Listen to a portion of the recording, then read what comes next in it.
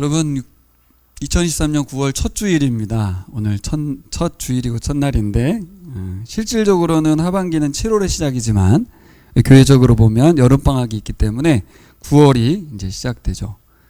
근데 4개월이긴 한데 추석도 있고 12월 빼면 채 3개월이 안 되는 시간을 우리가 살아가게 됩니다.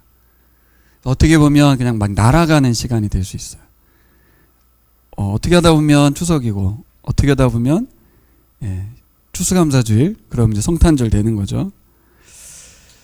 그러면서 어떻게 하면 2023년 하반기 이 4개월 남짓한 이 시간을 의미 있고 가치 있게 살아갈 수 있을까? 여러 가지 이제 고민할 수 있겠죠. 또 생각해 볼 수도 있겠죠. 계획할 수도 있겠죠. 그런데 이 시기에 읽고 묵상하면 참 좋을 말씀이 바로 시편 90편 말씀입니다. 오늘 말씀은 제가 프린팅을 해서 나눠드렸죠. 새 번역보다는 시편은 개역성경이 함축적이고 또 원어적인 의미를 살려놨기 때문에 우리 한번 나눴습니다. 여러분, 이 시는 우리 인생을 거시적인 안목에서 생각하도록 도와줍니다. 그래서 이렇게 좁게 봤던 나의 시각을 크게 볼 수 있도록, 큰 걸 넘어서 우주적으로 볼 수 있도록 우리의 인생에 대해서 나 중심에서 하나님 중심적 시각으로 바꿔줍니다. 우리 오늘 시를 통해서 우리의 시각이 열리는 은혜가 있기를 소망합니다. 오늘 시편 90편은 모세가 기록했다고 기록되어 있죠. 하나님의 사람 모세의 기도. 주목되는 것은 모세의 이름 앞에 있는 수식어죠. 하나님의 사람. 근데 사실 이게 진짜 모세의 시인지는 확인이 어렵습니다. 언제적 이야기입니까? 모세 이야기가. 하지만 성경은 그렇게 써 있어요. 이것은 이제 모세에게 헌정하는 기도일 수도 있는 거예요. 그리고 모세가 해왔던 기도를 정리해서 누군가가 기록했을 수도 있는 것이죠. 근데 모세의 시인지 모세 헌정한 시인지 확인은 어렵지만 중요한 건 뭐냐? 이 시 앞에 있는 수식어, 하나님의 사람이라는 표현입니다. 수식어가 보여주듯이 우리가 다 잘 알듯이 모세라는 사람은 하나님의 사람이라고 하는 놀라운 수식어가 붙어 있습니다. 하나님과 관계에서 떼어놓을 수 없는, 하나님이란 분을 모세랑 떨어뜨릴 수 없는 그런 존재예요. 이스라엘에게 모세는 하나님으로 인식될 정도였으니까요. 하나님과 직접 대면하여 봤던 그런 사람이죠. 하나님을 아는 사람이라고 말할 수 있어요. 이 안다라는 말은 그냥 지식적으로 서로 알아간다, 안다 이 정도가 아니라 부부간의 성적인 관계로 아는 그 이상을 말합니다. 그러니까 하나님을 아는 사람, 그러면 어떻게 보면 하나님과 연합되어 있는 사람, 이렇게 말할 수 있는 거죠. 모세에 대한 시인의 이 수식어가 우리에게 주는 메시지가 있죠. 우리는 어떤 사람이 되고 싶은가 할 때 하나님 사람 되고 싶어요 그러거든요. 그럼 하나님의 사람이 된다는 말이 뭐예요? 하나님을 아는 사람이 된다는 거죠. 하나님과 연합된 사람, 하나님과 연결 정도가 아니라 연합되어 있는 사람, 그런 사람 되고 싶다는 겁니다.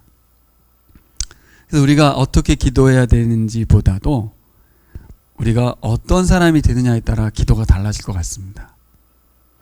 사실 교회 다니면 기도 열심히 해라, 기도 부탁합니다, 기도하자, 이런 말들 많이 하지만 하나님의 사람이 되면 오늘 시편 90편과 같은 이런 기도가 나올 수 있는 거죠. 기도를 하려고 하기보단 하나님의 사람이 되려고 하는 것이 더 맞겠죠. 기도라고 하는 종교적인 행위보다도 하나님의 사람이 되면 우리는 기도하는 사람이 될 것입니다. 우리가 하나님의 사람으로 살아가려면 이 기도를 닮으면 되지 않을까요? 그래서 오늘 말씀을 여러분들에게 전달합니다. 오늘 말씀은 간구하고 소망하는 마음으로 우리가 이 모세의 기도를 함께 같이 올려드리면서 풀어가려고 합니다. 그래서 제가 나눠드렸어요. 같이 읽으면서 하려고. 1절과 2절을 같이 읽겠습니다. 주여, 주는 대대에 우리의 거처가 되셨나이다. 산이 생기기 전, 땅과 세계도 주께서 조성하시기 전, 곧 영원부터 영원까지 주는 하나님이시니이다. 오늘 기도의 시작은 주여입니다. 주여. 하나님과 모세의 관계를 보여주는 표현입니다. 하나님의 이름이 여러 개가 있거든요. 엘로힘도 있고 엘샤다이도 있고요. 여러 가지가 있는데 아도나이라는 표현이거든요. 주여라는, 이게 뭐예요? 자신의 인생의 주인이라는 뜻입니다. 창조주 하나님, 엘로힘, 여호와, 언약의 하나님, 엘샤다의 전능한 하나님, 만군의 주 여호와 하나님, 여호와 최바옷 하나님, 이런 거 있잖아요. 그런데 아도나이 이렇게 한 거예요. 이 아도나이 기도는 예수님께서 겟세마네 동산에서 기도하실 때 기도했던 것과 같은 겁니다. 좀 더 가면 패션 오브 크라이스트 보셨나요? 거기 보면 예수님이 이제 바위에서 기도 시작하시잖아요. 그때 그 아람어가 들리거든요. 영어로 하지 않고 아람어로 하는데 그때 뭐라고 기도하냐면, 잘 들어보시면 유튜브 열어보세요. 아빠라고 기도합니다. 아빠라는 단어 같은 단어 아바거든요. 아람어로 아빠가 아빠라고 기도를 해요. 어떻게 보면 모세가 하는 기도는 주여라는 말이 나의 주인님 하는 기도일 수 있지만, 예수께서 하나님 아버지를 향해서 아빠라고 부른 것과 같은 그런 느낌을 줍니다. 어떤 관계로 보입니까? 모세가 하나님의 언약을 부여받고 이스라엘 백성들 영적으로 막 인도해 가는 거대한 위대한 인물? 그거보다는 하나님의 아들, 하나님의 자녀. 여러분, 위대한 하나님의 사람, 그보다 더 좋은 사람은 하나님의 아들입니다. 하나님을 아빠라고 부르는 사람, 그 사람이 위대한 사람보다 더 좋은 사람이에요. 제가 보기엔. 그거는 노력으로 되는 게 아니라서. 그래서 진짜 하나님이 아빠인 사람만 하나님을 아빠라고 부를 수 있기 때문에 그렇습니다. 모세의 기도의 시작, 주여라는 말, 그 속에 표현되어 있는 이 의미를 우리가 생각해 봐야 합니다. 여러분, 기도할 때 우리 주님 이렇게 기도하잖아요. 어떻게 보면 당연하죠. 일상적으로 사용하는 종교적인 언어입니다. 근데 제가 보라 양육을 해보니까 절대 당연한 게 아닙니다. 우리가 흔하게 부르고 있는 이 주님이라는 말이 그냥 나올 수 있는 말이 아닙니다. 내일 새벽 강의를 준비했는데 내일 새벽에 들어보십시오. 예수의 이름의 의미가 나오거든요. 감동을 주더라고요, 저에게. 주님이라는 단어도 마찬가지예요. 주님이라는 단어가 그냥 나올 수 있는 단어가 아닙니다. 아까처럼 아빠라는 단어가 그냥 나올 수 없는 것처럼 주인, 주인님이라는 단어는 무엇을 포함하냐면 내가 종이라는 단어를 포함하고 있기 때문에요. 주님이라는 말은 저는 종입니다. 지난번에 설교 때 말씀드렸죠. 우리는 종으로 살기보다는 종님이 되길 원하는데 사실 종놈이 돼야 된다. 어떻게 해요? 우리 자꾸 종님으로 대접받고 싶은 거죠. 주의 종님, 이렇게. 종놈이어야죠. 노예여야 된다고 말했습니다. 주님이란 단어 속에는 우리가 저는 주님의 종입니다 라는 표현이 포함되어 있다는 것이죠. 왜 이렇게 주님이란 단어가 어려울까요? 내 인생의 주인이 나이기 때문에 그렇습니다. 흔하게 기도하는 주님이라는 단어 그거 말고 진짜 오늘 모세가 기도하고 있는 주여라고 하는 이 외침, 아빠라고 하는 이 외침, 이게 결코 쉬운 일이 아니죠. 왜요? 내가 주인이기 때문에.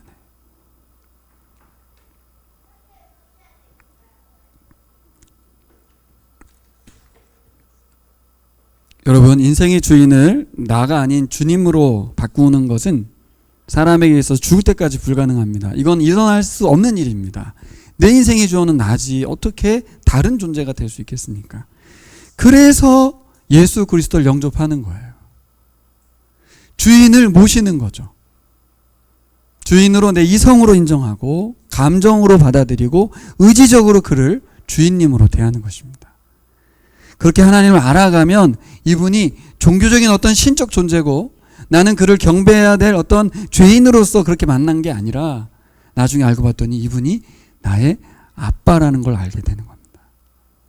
처음엔 종교적으로 그를 신으로 만나는 것이고, 내가 죄인으로서 그에게 정죄함을 받으면서 대속주로서 이렇게 뭔가 찜찜한 상태에서 주권을 넘겨드리지만, 이제 살다 보니까 그분이 단순히 나의 어떤 거리가 먼 이신론으로 말하는, 하나님이 우리를 만들어 놓고 멀찌감쳐서 팔짱 끼고 지켜보고 계신 그런 신이 아니고, 우리와 함께 하시는, 우리의 생명의 근원 되시는, 우리의 생명의 주관자 되시고 보호자 되시고 최종 마지막 우리 무덤에 갈 때까지 함께 해주실 유일하신 분.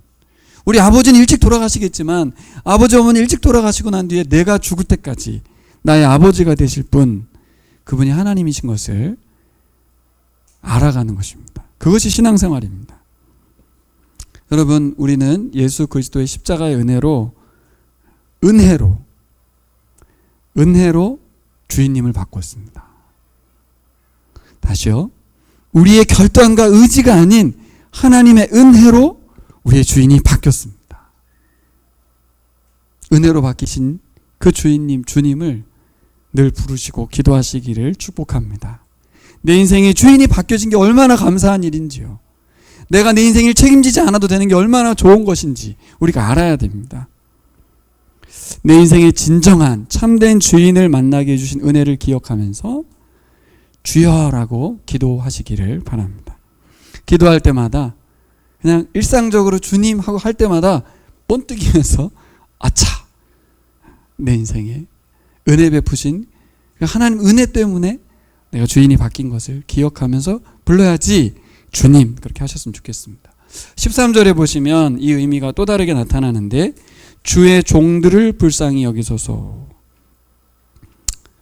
우리는 그동안 이 말씀들을 읽을 때 시편만이 아닙니다. 모든 말씀을 읽을 때 개인적으로 받아들입니다. 개인적인 차원에서 주님은 나의 주, 이렇게 되는 거거든요. 나의 주로 고백했는데 오늘 모세는 뭐라고 합니까? 주의 종들을 불쌍히 여기소서. 종들이라고 표현하고 있어요. 모세가 하나님의 사람이라는 것은 바로 이것을 말합니다. 개인적으로 하나님하고 특별한 관계다 이런 말 넘어서서 함께하고 있는 모든 백성이 다 하나님의 종이라고 하는, 자기와 동일하게 하나님의 형상을 가진 하나님의 친백성이라는 것을 공감하고 있어요. 이건 저도 잘 안 되는 건데, 내가 먼저고 내가 하나님과의 관계가 중요한데 이 모두가 하나님의 종들이라는 생각을 잘 안 하거든요. 근데 모세는 그랬습니다. 하나님의 사람이라는 게 이런 거구나. 그동안 하나님의 사람이라는 것은 뭔가 우리 나름대로의 기준을 가졌었잖아요. 하나님의 사람들은 이렇게 공동체적인 사람, 모두가 하나님의 종이라는 인식 속에서, 그리고 그는 그들 중에 대표라는 생각 속에서 살아가는 것이죠. 우리 교회도 적용해 봤어요. 우리 교회의 대표는 누굴까요? 이창선 집사님 누군가요? 우리 교회 대표는 이상한 목사입니까? 아닌 거죠. 하나님의 사람이라면 우리 교회 대표는 내가 되는 거예요. 내가 우리 교우들을, 우리 하나님의 종들을 대표하고 기도하고 살아가는 것입니다. 사실 목사도 직분이잖아요.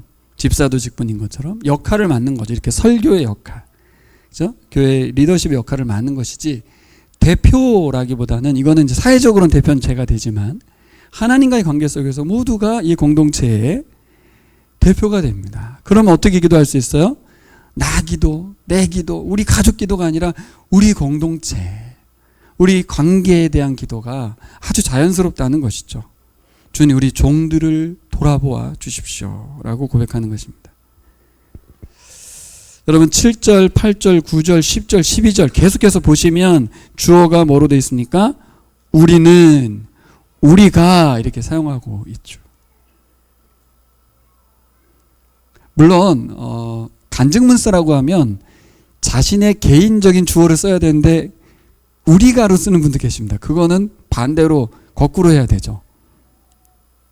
하지만 이렇게 개인적일 것 같은, 우리가 묵상을 해도 이거는 모세 개인의 기도고 모세 개인과 하나님과의 관계 속에 있는 이야기일 것 같지만 모세는 계속 우리가라는 단어를 사용하고 있어요. 대신하는 기도가 아니고요, 대표하는 기도. 그런 마음과 생각으로 주 앞에 우리가 기도하기를 소망합니다. 그러려면 이제 오늘 모세의 기도를 배워서 하나님의 사람의 모습을 가졌으면 좋겠습니다. 자, 그리고 두 번째 나와 있는 주여 다음 뭐예요? 대대 우리의 거처가 되셨나이다. 거처가 뭡니까? 거처. 집이죠, 집. 또 다른 말로 하면 집을 뭘로 바꿀 수 있을까요? 홈이라는 말을 바꿀 수 있습니다. 홈.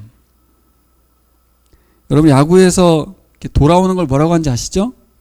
홈인이라고 말합니다. 홈인. 홈으로 돌아왔다. 그런 의미입니다. 이스라엘의 거처가 되셨다. 그 시점이 언제입니까? 2절부터 나오죠. 산이 땅이 생기기 전에, 세계가 조성되기 전에 우리의 거처, 우리의 홈은 어디입니까? 하나님이야. 아버지 하나님. 그리고 그 마지막 점은 어디입니까? 우리의 거처의 마지막 점은 어디예요? 영원이 영원. 그래서 영원부터 영원까지 하나님이신 분, 그분께서 우리의 거처라고 고백하는 것입니다. 여러분 사람이 홈이라는 것을 아십니까? 네. 요즘 더 느끼는 것 같아요. 결국 사람이 홈입니다. 엄마가 있는 곳이 홈이죠. 그렇죠? 아빠가 있는 곳은 홈이 아닌 것 같아. 그건 아닌 것 같은데 엄마가 있는 곳이 홈이에요. 엄마가 있는 곳이. 왜요? 어머니 자궁 속에서 나왔거든요. 툼, 이게 다 무덤, 자궁, 그 다음에 홈, 이게 OM이가 같은 단어거든요. 그래서 엄마의 자궁으로 들어가는 것 같은 느낌의 표현이 바로 주의 거처가 되셨다라는 표현이에요.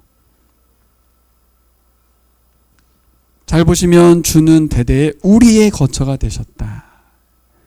모세의 기도인데 잘 보시면 자기 고백인 줄 알았는데 이 공동체 전체를 하나로 모아서 자신을 대표하여 하나님과 관계 속에서 그분을 고백하고 있는 것입니다. 여러분 건물 지으면 수명이 오래가지 못하잖아요. 그렇죠? 우리 집 오래가지 않죠. 여러분 죽으면 내가 갖고 있는 이 아파트 남게 되는 거 아십니까? 우리 아들이 팔아먹을 수도 있어요. 그럼 이거 내 거 아니에요. 이거. 그래서 제가 그때 알았어요. 아, 우리 소유의 아파트는 없다. 전부 임대다, 임대. 예, 그렇게 사는 거예요. 그러다가 소유가 바뀝니다. 계속. 내 건 없습니다. 근데요, 하나님이 내 거예요. 하나님이란 분이 우리의 홈이고 집이라는 것이죠. 주여라는 호칭과 함께 하나님이 이스라엘과 어떤 관계인지 표현하는 이 모세의 고백. 이것은 바로 거듭난 그리스도인들 우리들에게 아주 중요한 메시지를 줍니다. 우리의 홈이 어디예요? 우리의 거처가 어디예요? 하나님 아버지라는 거예요. 우리가 돌아가야 될 곳, 그러니까 죽으면 가야 될 곳이라고 이해하시는 거 아니죠? 네. 매일 집으로 돌아가듯이 매 순간 엄마의 품속으로 돌아가고 싶듯이 엄마가 없으면 늘 보고 싶고 찾게 되고 전화하듯이 하나님 우리의 거처가 되시는 것을 기억하시기를 바랍니다. 자, 그리고 그분이 우리의 거처가 되신다는 고백은 또 어떤 의미가 있을까요? 하나님께서 우리 인생의 모든 순간에 공급자가 되시고 인도자가 되신다는 고백이죠. 우리 수빈이 여기 있는데 수빈이가 엄마에 대한 어떤 기대가 있을까요? 밥 해준다는 의심이 없죠. 밥 다 해주죠. 옷은요? 신발은요? 뭐 안 해줄 게 뭐가 있을까요? 엄마가? 엄마는 모든 것을 해주실 거예요. 해주신다는 믿음을 넘어서 요구하죠. 밥 내놓으라고. 이렇게. 옷 사달라고. 나 신발 작아졌다고 큰 거 사달라고. 아, 우리 하나님이 그런 분이십니다. 우리의 모든 순간에 공급자가 되십니다. 아는데 늘 불안과 염려가 왜 생긴 겁니까? 하나님을 알지 못하는 거예요. 하나님이 공급자 되신다는 걸 아는데 뭐는 몰라요? 하나님은 모르는 거예요. 이게 무슨 말이에요? 하나님과의 관계가 인격적이지 못한 거예요. 엄마가 다른 엄마인가? 이런 것처럼 우리 하나님은 때로는 나의 아빠지만 때로는 모두의 신이 돼버리는, 어떨 때는 나를 버리신 분 같은. 여러분, 우리는 그 하나님으로부터만 살아갈 수 있습니다. 그분께 돌아가고 그분으로부터만 쉼을 얻을 수 있습니다. 그래서 영원하신 하나님과 연결되어 있는 우리들 생각하셨으면 좋겠습니다. 3절부터 6절까지 같이 읽겠습니다. 시작. 주께서 사람을 티끌로 돌아가게 하시고 말씀하시기를 너 인생들은 돌아가라 하셨사오니 주의 목전에는 천년이 지나간 어제 같으며 밤의 한순간 같을 뿐임입니다. 주께서 그들을 홍수처럼 쓸어가시나이다. 그들은 잠깐 자는 것 같으며 아침에 돋는 풀 같으니이다. 풀은 아침에 꽃이 피어 자라다가 저녁에는 시들어 마르나이다. 이렇게 영원하신 하나님과 관계를 고백하고 있는 모세가 인생의 모습을 이제 말하죠.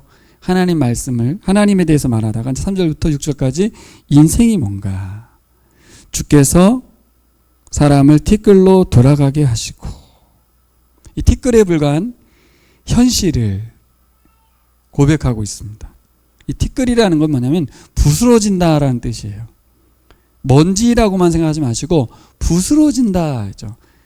비 안 온 땅을 만졌을 때 이렇게 막 부스러지는 흙 같은, 그게 바로 인생입니다.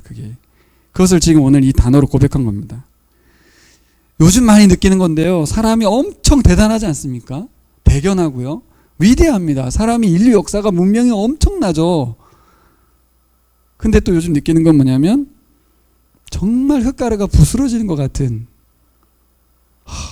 사람이 이렇게 연약한가? 이걸 동시에 요즘 느끼고 있습니다. 여러분은 어떻습니까? 사람이 너무 약해요. 저희 주변에 지금 죽음의 고통을 호소하는 분들이 많고, 정말 암에 걸린 분도 너무 많고, 그 고통 속에서 하나님께 예배하고 이렇게 믿음으로 살아가는 분들을 보면서 너무 약하다. 이 질병을 치료할 수 있는 방법이 없다잖아요.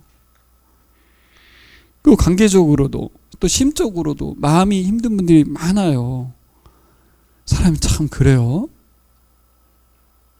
아는데, 우리가 티끌이라는 걸 아는데, 여러분 이렇게 글로 고백하는 건 굉장히 중요합니다. 저는 그래서 시편을 읽을 때는 자기가 자기 말로 똑같이 써도 상관없는데 자기 언어로 그대로 옮겨 적는 것도 좋다고 생각해요. 주님, 저는 티끌입니다. 저는 부스러기입니다. 모세가 이것을 기록하지 않았다면 우리에게 들려지지 않는 것처럼, 우리 자녀들 앞에 부모 세대가 주님께 기도한 기도문을 보여주는 거죠. 우리 엄마는 주님께, 주님, 저는 한낱 부스러기입니다. 이런 고백들을 하는 부모를 둔 자녀들은 뭘 배우겠습니까? 아, 우리 엄마는 하나님 앞에 자신이 어떤 존재인지 알고 사는구나. 이건 뭐 말할 필요가 없어요. 우리의 삶의 모든 모습이 그냥 스캔되니까. 결국 근데 글이 되게 중요합니다. 표현에 뭐라고 되어 있어요? 주님의 눈에는 천년이 지나간 어제 같다. 밤의 한순간 같다. 영원한 하나님에 반해서 인간은 10절에 보면 70, 좀 강건하면 80이라고 인정하죠. 게다가 그 70과 80 숫자도 중요하지만 그 70, 80이 뭘로 점철된대요? 수고와 슬픔뿐이다. 이렇게 말합니다. 솔직한 거죠. 뭔가 이루지를 못해요. 안타깝죠. 여러분, 모세가 뭐 이뤘습니까? 느보산에서 죽을 때 전 그 장면이 인생에 제일 불쌍해 보여요. 그렇게 모든 영광스러운 순간을 지나왔는데 가나안 땅 못 밟고 죽는 그 모습이 저는 참 불쌍한데, 뭔가 이룬 것 같은데 뒤를 돌아본 백성들이 어떤 존재들이에요?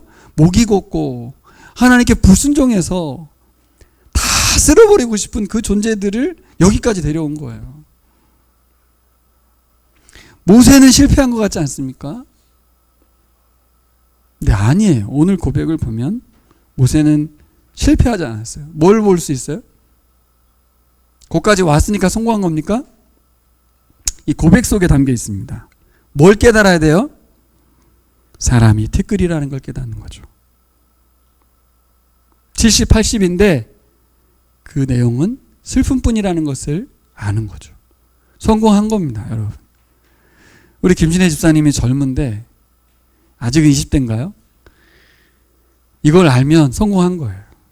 남은 인생이 달라지겠죠. 이걸 몰라요. 이거를 아는데 몰라요. 왜 모를까요? 왜 우리가 티끌이라는 걸 모를까요? 반대입니다. 하나님의 영원하심을 모르기 때문에 그래요. 하나님을 알지 못하니 나를 모르는 겁니다. 여러분, 신지식이 인지식이라고 했거든요. 하나님을 아는 사람만이 자신이 어떤 존재인지를 이렇게 고백하는 것입니다. 모세의 인생에 있어서 가장 중요한 발견이라고 저는 봅니다. 창세기 2장 7절에 보면 써 있는데요, 목사님. 그러니까요. 우리가 잘 알죠. 왜 모르겠습니까? 인간이 티끌로 만들어졌는데. 옆에서 사람이 갑자기 교통사고를 당해도 하루만 지나면 잊어버립니다. 우리가 연약하다는 것을. 그래서 여러분, 오늘 시가 되게 중요합니다. 무엇이 지혜일까? 무엇이 지혜일까? 인생이 짧으니까 총각을 다투며 살아야 되는 여러 가지 수완들을 만들어내는 것이 지혜일까요? 아니면 어차피 덧없는 인생이니까 아무 의미 없으니까 염세주의자로 살아가는 것이 지혜일까요? 열심히 살아봤자 뭐하냐?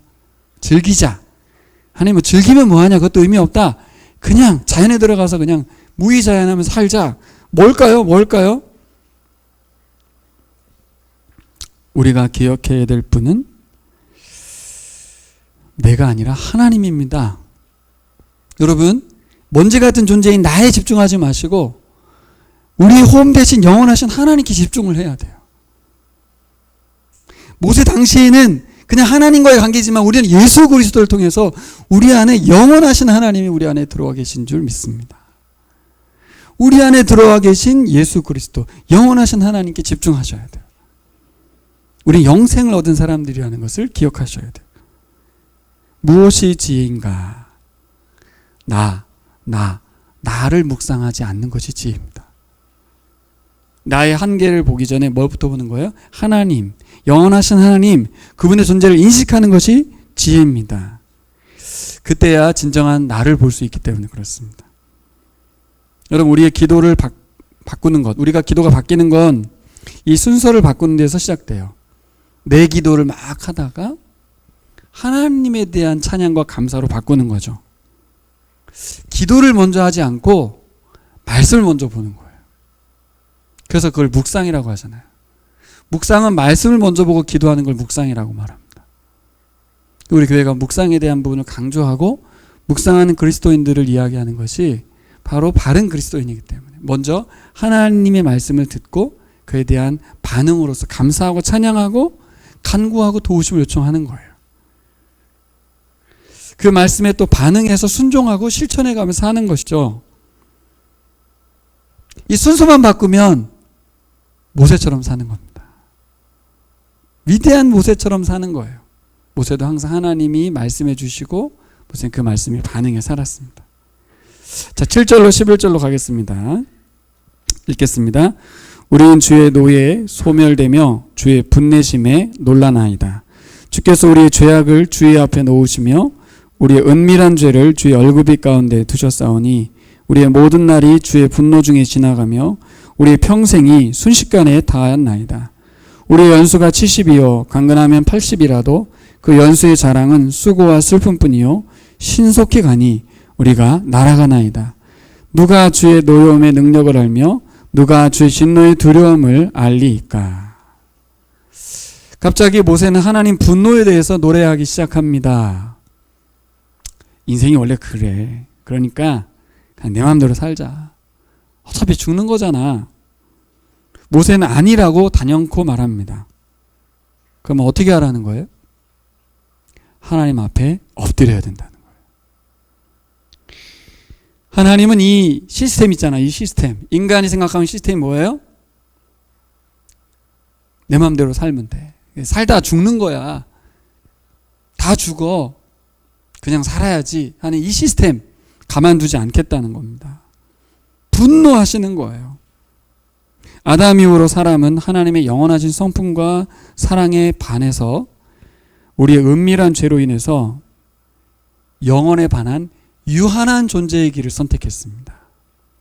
분명히 우리는 아담과 하와의 처음 상태는 하나님과 영원히 연결되어 있었는데 우리는 선택했어요. 유한하기로. 내 맘대로 살기로. 우리의 거처이신 하나님 품에 돌아가야 되지만 죄로 인해서 돌아갈 수가 없는 것입니다. 이 죄는 핵심이 뭐예요? 내 마음대로 살겠다는 것이죠. 하나님 품에 안 돌아가겠다는 것이죠. 하나님 없이 살겠다는 것이죠. 하나님 이 상황에 대해서 어떻게 분노하지 않을 수가 있겠습니까? 하나님이 분노하신다는 것은 그분이 우리의 거처가 되신다는 또 다른 표현입니다. 이스라엘 백성이 목이 곧아서 정말 다 죽이고 싶다고 말할 때도 하나님 모세를 막 설득하셔요. 아니야 모세야, 참아. 어떨 땐 모세가 하나님을 설득하죠. 하나님 이렇게 하면 하나님 왜 데리고 나왔냐고 하나님 세상 사람도 욕합니다. 그래? 그럼 내가 참을게. 이렇게 서로가 그렇게 하나님과 모세 사이에 설득해 가면서 하나님의 분노하심에 대한 것을 배운 겁니다. 여러분, 레스트리스 원더러라고 하죠. 쉼이 없는 방랑자. 이 말을 다른 말로 하면 홈리스 원더러입니다. 홈을 잃어버린 사람들. 분명히 가족이 있는데, 분명히 남편이 있고 아내가 있는데, 부모가 있는데 홈을 잃어버린 사람들이 있습니다. 이 세상 모든 사람들이 그래요. 우리의 실존입니다. 왜 인생은 유한하고 먼지처럼 그렇게 부스러기가 돼버린가? 그것을 아는 것이 지혜의 출발점입니다. 하나님의 분노를 알아야 돼요. 그 분노 앞에 무릎을 꿇어야 됩니다. 왜 분노하시는지 8절에 나왔죠. 뭐라고 돼 있어요? 우리의 은밀한 죄 때문에. 거룩하신 하나님의 분노 앞에서 사람들은 당장 죽어도 할 말이 없는 인생입니다. 어떤 죄악도 어떤 동기도 어떤 의도도 숨길 수 없는 인생입니다. 참 슬프죠? 선악과를 따먹고 나서 사람이 제일 먼저 한 일이 뭡니까? 동산 숲에 나무 뒤에 숨는 거였어요. 숨길 수 있다고 생각하는 거죠. 여러분, 길어야 70이고 80인 그런 인생 살면서 우리가 어떻게 합니까? 더 모으려고 하고 더 높아지려고 하고 더 얻어내려고 하는데, 더 인정받으려고 아등바등 살아가는데 그 인생 결국 뭐만 남아요? 수고와 슬픔만 남습니다. 아주 미련한 인생이에요, 여러분. 멈춰야 돼요. 여기서 홈으로 돌아가면 아버지가 알아서 해주시는데 홈으로 안 돌아가고 거기서 다 자기가 뭘 하려고 하고 있어요. 그리스도인들도 그러고 있을 수 있습니다. 우리의 실존입니다. 그리스도인이라는 말은 있지만 실제로 그리스도 없으면 살아갈 수 없는 사람들이 그리스도인인데, 그리스도 없이 살아가면 그들은 홈이 없는 거죠. 죄에 대한 하나님의 철저한 심판과 처형만이 우리를 다시 하나님께로 돌이킬 수 있습니다. 모세는 그걸 알았던 거예요. 분노하신 하나님, 하나님의 분노를 아는 사람, 하나님 왜 분노하신지 아는 사람이 엎드릴 수 있을 줄 믿습니다. 그 사람이 하나님 사람입니다. 여러분, 그런 말 들어보셨죠? 하나님을 요즘 사람들이 두려워하지 않아. 우리 아이들이 하나님을 두려워하지 않아. 그래서 하나님 무섭다는 걸 막 설명하면 되나요? 지옥불에 떨어지게 한다고 말하면 되나요? 그렇지 않아요. 하나님의 분노를 뭘로 설명할 겁니까? 예수 그리스도를 통해 설명하셔야 돼요. 나를 구원하시기 위해서는 그 죄 없는 분이 저렇게 철저하게 처형당해야만 살아날 것처럼 내가 그런 죄인이라는 것을, 그 분노하심으로 그를 죽이셔야만 됐다는 것을 예수님을 통해 설명하셔야 돼요.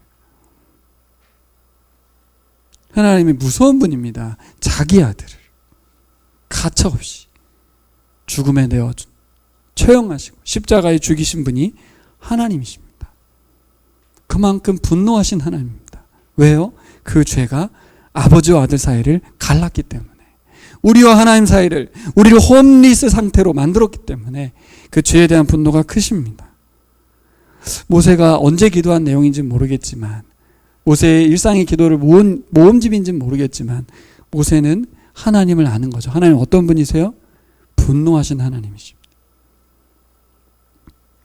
여러분, 우리가 죄를 짓지 않고 우리가 우리의 거처 되신 하나님께 돌아가려면 뭐가 필요합니까? 하나님을 아는 지혜가 필요해요. 자, 12절 볼까요? 같이 읽겠습니다.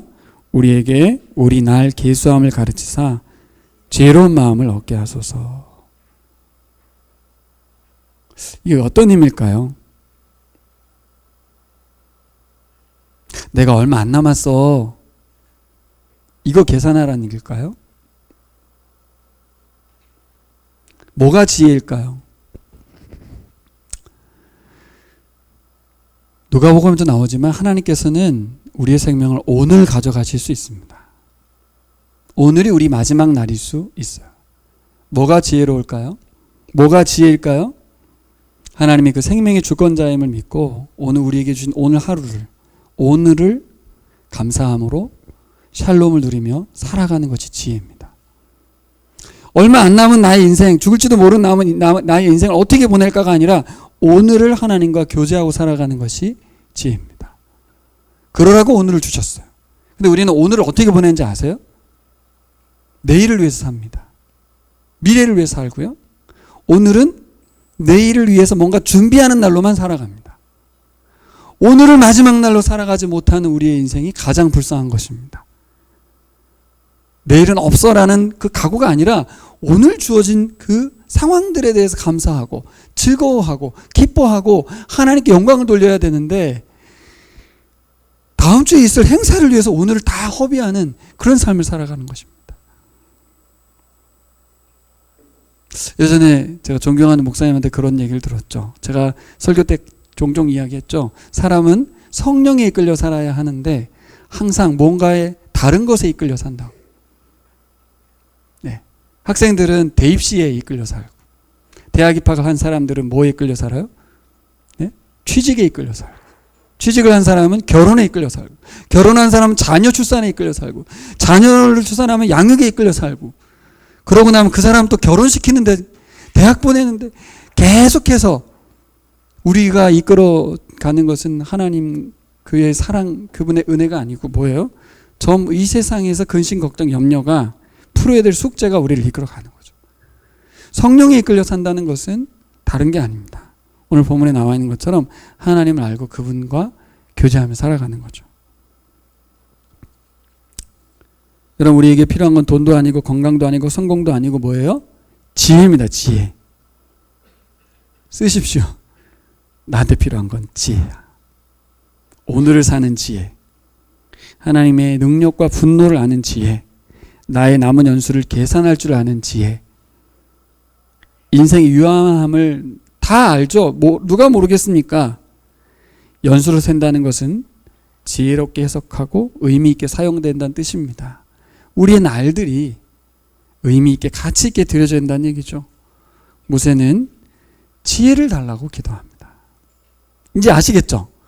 오늘을 사는 지혜를 주세요. 부모 자식 관계의 문제든 또 사람들과의 관계든 여러 가지 상황들에 대한 어떤 지혜를 구하는 거예요? 풀어가는 지혜가 아니라 하나님의 자녀로 살아가는 지혜를 주십시오. 이 상황 속에도 샬롬을 살아가는 지혜를 주십시오 라는 것입니다. 그럼 이게 어떤 의미가 있어요? 하나님이 주신다는 믿음이 있는 거예요. 하나님이 지혜의 원천이라는 것을, 그분이 생명의 근원이라는 걸 믿는 것은 그분의 지혜가 가장 최선이라는 걸 아는 거예요. 그래야 기도합니다. 자, 13절 14절 같이 읽겠습니다. 여호와여 돌아오소서. 언제까지니까 주의 종들을 불쌍히 여기소서. 아침에 주의 인자하심이 우리를 만족하게 하사. 여기까지만 보겠습니다. 자, 여호와 하나님한테 돌아와 달라는 기도를 하잖아요. 근데 14절은 뭐라고 돼 있어요? 아침에 주의 인자하심 우리를 만족하게 해달라고 말합니다. 주의 종들을 불쌍히 여기는 것, 그것과 함께 아침에 주의 인자하심이 우리를 만족하게 해달라. 자, 어떻게 기도하면 돼요?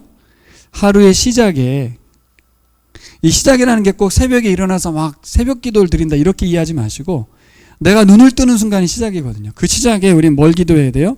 생명의 근원 대신 구원자고 공급자 대신 하나님을 찾는 겁니다. 눈을 뜨는 순간 제일 먼저 하는 건 뭐예요?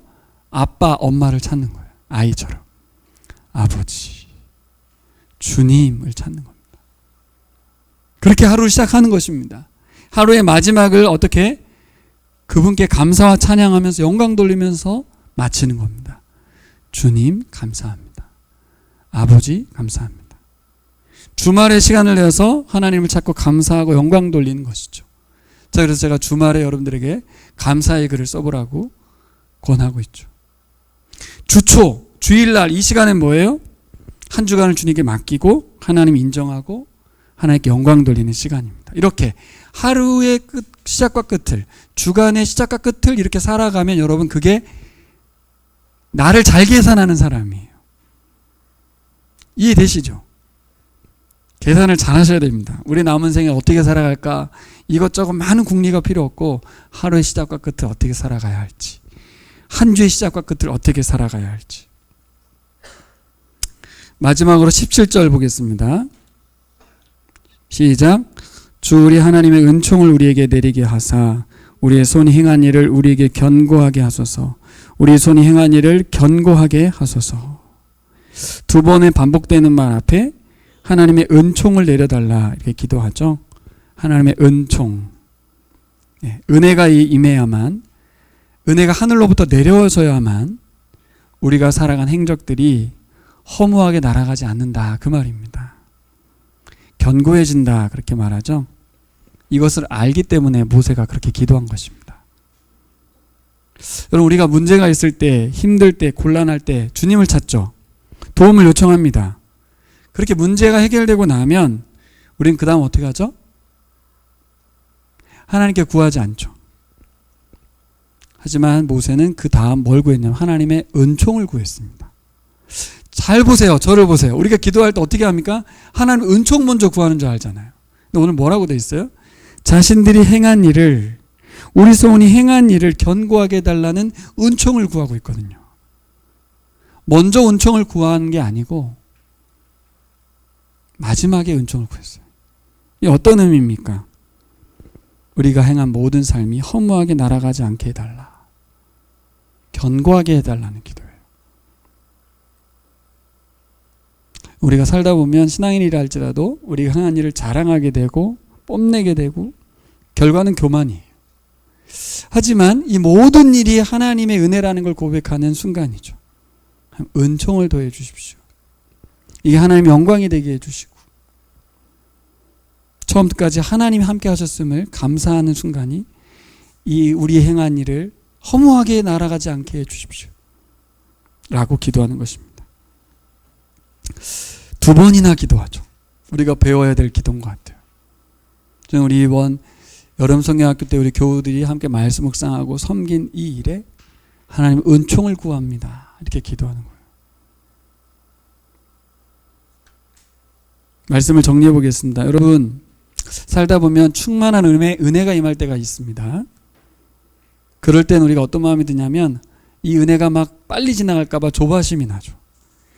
힘들고 어려운 고난의 때가 옵니다. 그럴 때 우리는 어떤 생각이 들어요? 이게 영원할 것 같습니다. 끝이 없을 것 같아요. 여러분, 삶의 모든 순간에 하나님이 함께 하시면, 긍휼을 베푸시면 달라집니다. 충만한 은혜가 임할 때 끝날까 봐 조바심이 아니라 그 은혜 안에 머물게 되고, 고난의 순간에도 이게 영원할 것처럼이 아니라 그 속에서도 하나님의 은혜를 고백하며 샬롬을 누릴 수도 있죠. 상황이 바뀌진 않는데 누가 바뀌는 거예요? 내가 바뀌는 겁니다. 내가. 결국 문제는 상황이 아니었고 나였어. 나. 하나님으로부터 오는 힘과 은혜로 고난을 버티게 되고 하나님으로부터 오는 은총으로 우리의 자랑과 수고를 주께 영광 돌리게 됩니다. 그래야 견고해지는 거죠. 그래야 영원하신 하나님과 연결됩니다. 이런 말 있잖아요. 이 땅을 살지만 하늘을 살아간다. 그게 어려운 말인 줄 알았는데 그게 아니고 뭐예요?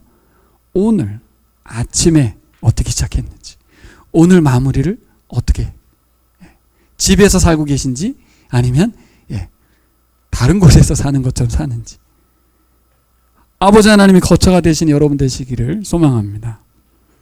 우리 9월 한 달간 사복음서를 함께 읽기로 했습니다. 여러분, 하나님의 아들이신 예수 그리스도께서 이 땅에 오신 이유와 목적을 알아가려고 합니다. 모르신 분 계십니까 여기? 몰라서 우리가 성경을 읽습니까? 설교에 말씀드린 것처럼 예수님을 인격적으로 알아가려고 이 시간을 갖는 것입니다. 성경 속에 갇혀 있는 텍스트 안에 있는 복음이 아니라 우리 삶의 자리에서 살아 역사하고 계신 예수 그리스도의 복음을 이 사복음서를 한 주씩 읽어가면서 또 그것을 공부해가면서 인생 최고의 순간을 만들어 가시기를 소망합니다. 오늘이 바뀌면 저 인생이 바뀌는 거잖아요. 이 9월 한 달이 여러분의 인생을 바꿀 수 있어요. 어떻게? 하나님의 은혜가 임하기 때문에. 그러면서 여러분 시편 90편의 기도를 함께 올려드렸으면 좋겠습니다. 주여 우리에게 하늘의 참된 지혜를 살아가게 해 주십시오. 기도하겠습니다.